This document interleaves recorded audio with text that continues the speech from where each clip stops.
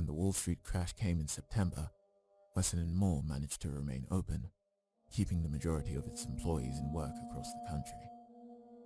It was a small victory, but at least we felt like we did something. During the height of the crash, the twins faked their death by jumping out of their office window.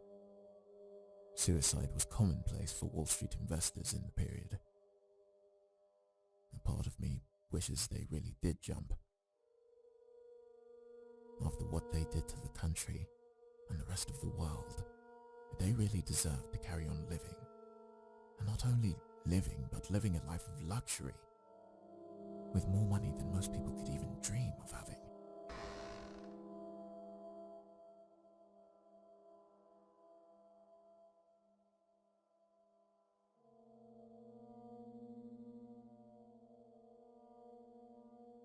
I donated as much money as I could afford. Working within the guild, we set up soup kitchens across the country.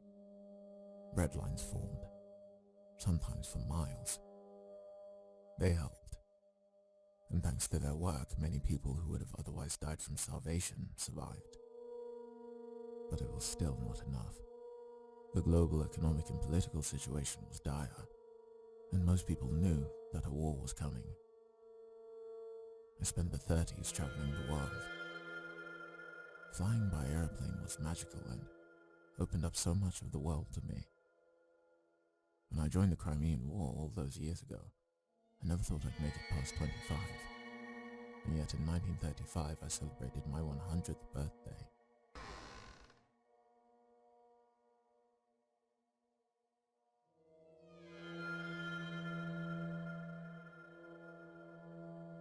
The global economic and political situation was dire, and most people knew that a war was coming. I spent the 30s traveling the world. Flying by airplane was magical and opened up so much of the world to me. When I joined the Crimean War all those years ago, I never thought I'd make it past 25. And yet in 1935 I celebrated my 100th birthday.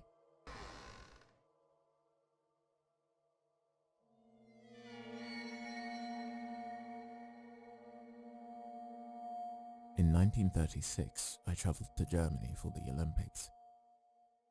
The event was grand. The Germans had built stadiums on a scale I'd never seen before. The event was televised across the world, and it looked immaculate. Despite how it looked, it felt completely different. The swastika hadn't yet become the symbol of hate we recognize it as today, but rampant nationalism could be felt in the air. The German papers condemned attendance and the participation of black people and Jews. A hatred in the air when Jesse Owens, a black American track runner, won his gold medal was palpable. I felt afraid for him in those moments, and knew the tension I felt would erupt into something much bigger.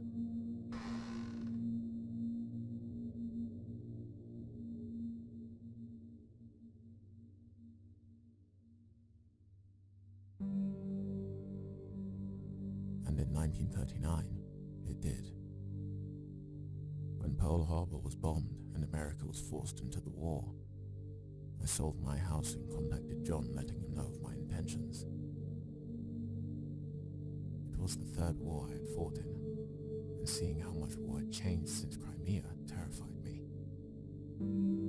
Young lads were being butchered. This war was no longer isolated to just the battlefield. It was felt at home. The news told me of the decimation in London and Coventry. My home country, which I always loved, was being destroyed.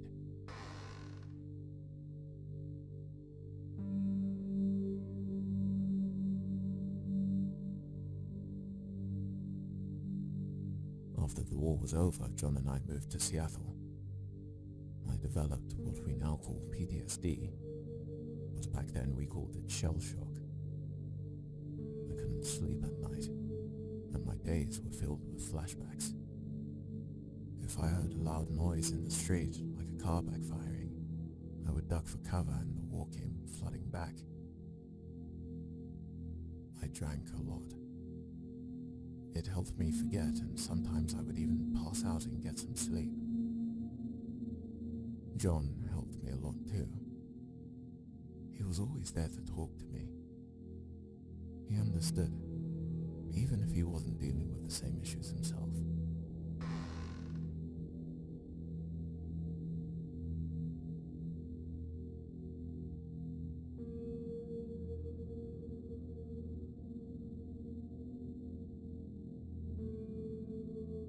Living forever became lonely, and I needed to share life with somebody else.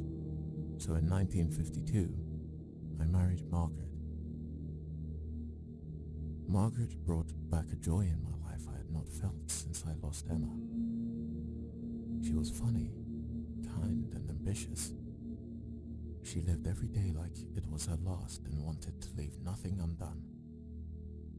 She passed the guild's test without issue, and we were looking forward to spending a long life together. In 1952, I really felt like life was worth living again.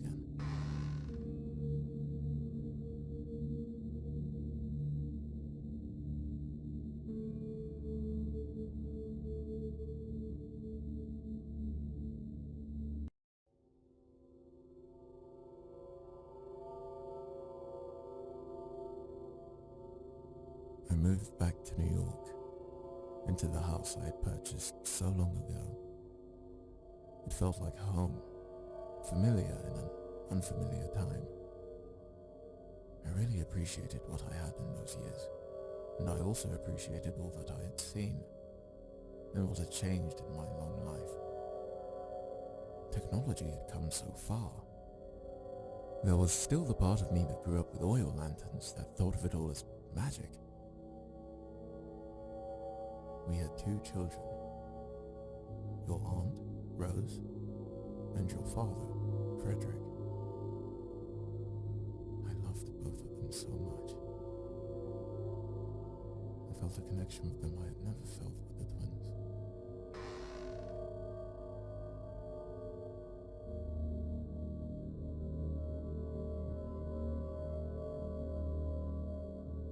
Life was blessed until Margaret started to change. She started drinking more. She became detached and depressed. Medication didn't help. If anything, it made it worse. Made her numb to the good times, but still she absorbed all the bad. I knew it wasn't her. The Ankh was corrupting her. I did all I could. Spoke to everybody I could in the guild to find a way to fix her, to bring her back to herself, but nothing worked.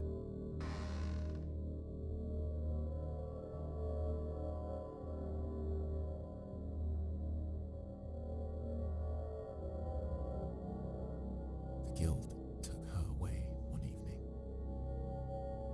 I fought against it, battling old friends as they came through the door. But they overpowered me. I never saw her again. Explaining to the children what had happened to their mother was one of the most difficult things I've ever had to do. I couldn't tell them the truth, but what could I say? I told them she died.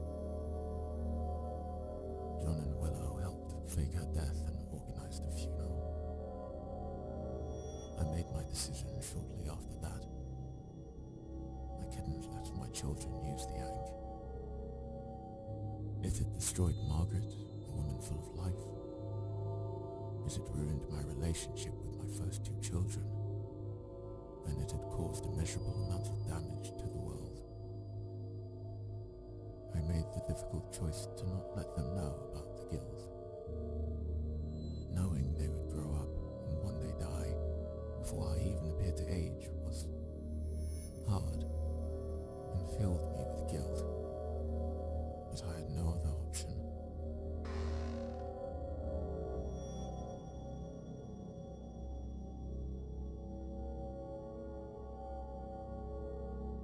In the 1970s, I started to feel hatred and sadness. It wasn't the same as I felt after the war, but instead deeper, less visible, but I struggled to find any meaning in life. Over the next 30 years, it just got worse and worse.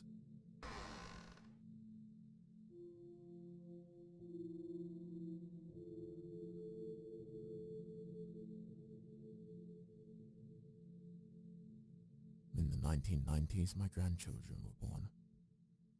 I should have had many grandchildren by now, but these were the first that I was aware of. When I saw you and your brother, I felt such love and adoration, but I couldn't feel happy. It was a strange feeling, seeing these new faces that I loved more than anything, but still having the pit in my chest grow. I feigned many smiles, but could never force a real one. I tried everything. Doctors, medication, even therapy. None of it worked.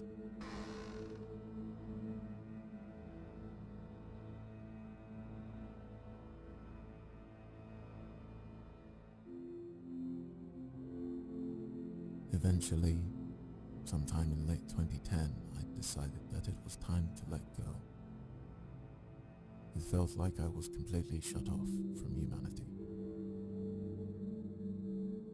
I have lived a good, long life.